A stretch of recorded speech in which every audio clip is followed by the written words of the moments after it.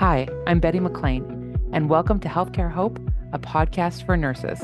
With 2 decades of bedside experience and now as a certified burnout coach, I understand the challenges nurses face.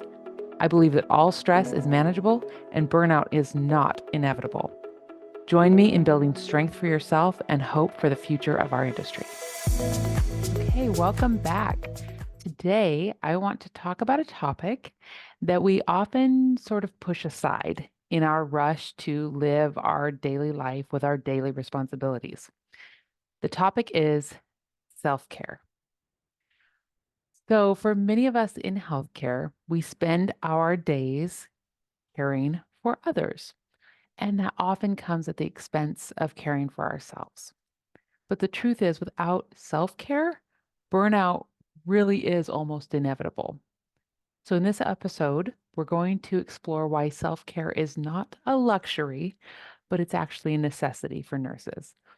We'll talk about what self care actually means, why it's essential to our mental, physical, and emotional well being, and how to incorporate it into your life, even when you don't feel like you don't have a lot of time. Let's start by defining what self care actually is, because I think there's some misunderstanding around this concept. It's very much a buzzword, self care. And when we hear self care, many of us think about things like taking a spa day, vacations to beautiful locations, or indulgent activities like a bubble bath. And while those can absolutely be a part of self care, it's not really the whole picture. At its core, self care is about caring well for you, for the essence of who you are. It's about taking intentional steps to protect and maintain your health, both your mental health, your emotional health, and your physical health. It's about making choices that promote your well being, both in the short term and in the long term. It's about being kind to yourself. I like to say that self care is self kindness. Now, for busy nurses, self care might look like getting enough sleep, taking breaks during your shift, eating nutritious food, or finding time for activities that bring you joy and bring you peace. And of course, spa days once in a while too. Ultimately, if the activity leaves you feeling more balanced, rejuvenated, energized, then it was self care. If it leaves you feeling tired, frustrated, or worn down, it might be more self indulgent than self kindness. But why is this so important? Why do nurses in particular need to focus on self care? The demands of our job are intense. We are constantly giving emotionally, physically, mentally. And when we don't stop and replenish ourselves, we eventually run out of energy and compassion that we need to keep going. And when we run out of that energy and that compassion, we start down the road of compassion fatigue and burnout. There's a saying I'm sure you've heard, you can't pour from an empty cup. And I think that perfectly captures why self care is so critical for nurses. The other example that comes up when we're talking about self care is when you're flying in a plane and there's an emergency, you have to put the oxygen mask on yourself first before helping those around you. These are both really good analogies. We are in a profession that's all about giving, giving of our time, giving of our energy, both emotional energy and physical energy, and giving of our knowledge and our expertise. But if we don't take the time to refill our own cup, we'll eventually hit a point where there's nothing left to give. At that point, you are probably already well into the first or second level of burnout. Think about how many times you've finished a shift feeling absolutely completely depleted, emotionally drained, physically exhausted, and mentally just checked out. You go home, You ignore your family, you collapse into bed, and you wake up the next day just as drained and without any hope of rejuvenation. This cycle is unsustainable in the long term. Without proper self care, without proper self kindness, it's impossible to keep up with the demands of our profession without sacrificing our health and our happiness. So, how can you prioritize self care as a nurse when you barely feel like there's enough hours in the day to get all of the required things done? The biggest thing, and hear me with this, the biggest thing to prioritizing your self care is deciding that you are important and worth taking care of. That's it. You need to decide that you're important and you are worth being cared for. We take care of our family, our patients, we take care of our friends. Why? Because they're important to us. When you decide that you are important and you are worthy of care, then you will start prioritizing your wellness. That's it. But let's talk about some practical strategies that you can start to incorporate into your routines that will care well for yourself without just feeling like one more thing needing to add to your to-do list. Okay. So, first of all, please start small. Self care should not be the time for big, grand gestures. You do not need to carve out hours of your day every day. Start by integrating small acts of self care into your daily routine. Maybe it's taking 3 to 5 minutes during your break at work to step outside, breathe some fresh air, and just be still. Maybe it's committing to drinking more water throughout your shift or making sure that you have nutritious meals and snacks with you. These small acts add up over time, and they can make a huge difference in how you feel at the end of your day. It may not sound like traditional self care, but it makes a huge difference. Start small. Next is you have to start setting boundaries. One of the biggest barriers to self care is overextending yourself. As nurses, we're often asked to do more than we have capacity for, whether it's staying late, taking on extra responsibilities, or even just saying yes to one more thing, one more shift, one more trade with a coworker for a shift. Setting boundaries is an act of self care. Learning to say no when you need to, protect your time and your energy by recognizing when you've reached your limits, learning to not feel guilty about saying no.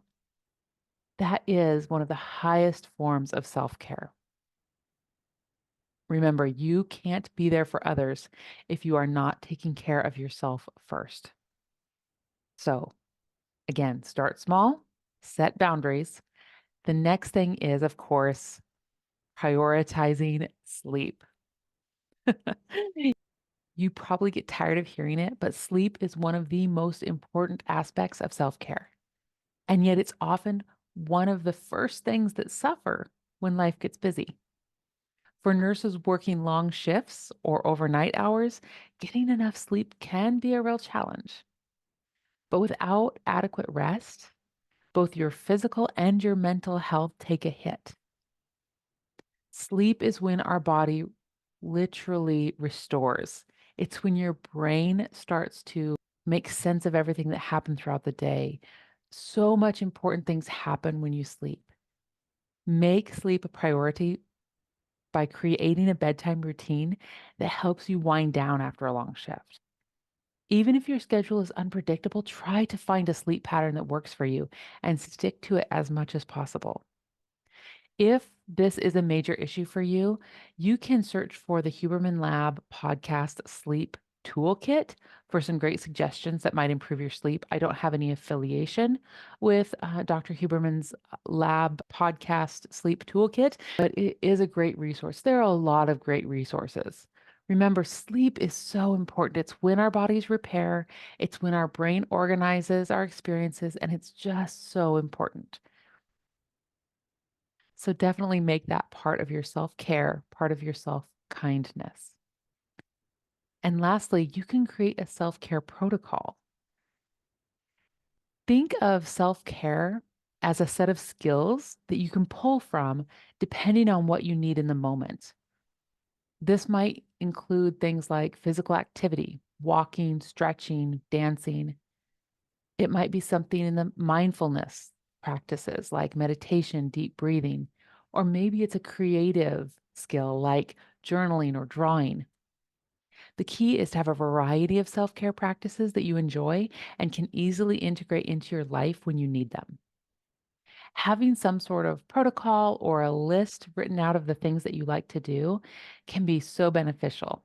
I actually teach my clients the stress management protocol, and it really is just a way to free your brain from in the moment decisions, which helps you not fall into the trap of decision fatigue where you're having to make decisions for every little thing in your life. Another important point to consider is that self care is not just about what you do outside of work. And I know I've touched on this, but there are always ways to practice self care while you're at the job. For example, taking your breaks. I know it's tempting to try to power through your shift, but your body and your mind need time to recharge. Even if it's a short 5 or 10-minute break, that can make a huge difference in how you feel throughout your day. Please take some time, step away from the chaos, take a few breaths, center yourself, and eat some protein and drink some water. Staying hydrated, staying nourished, it sounds simple, but how many times have you gone through your entire shift without drinking enough water or eating properly?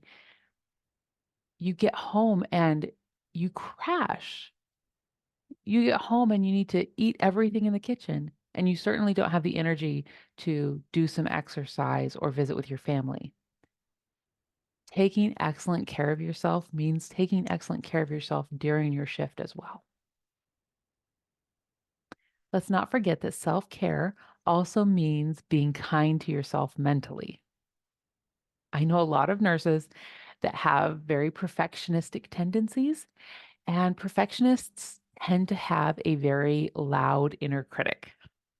You may be quick to replay moments in your mind where you feel you could have done better or where things didn't go as planned, and use that remembering as a reason to beat yourself up. But practicing self compassion is a vital form of self care. Looking back on those moments and finding something about it that you can praise yourself for or simply learn from.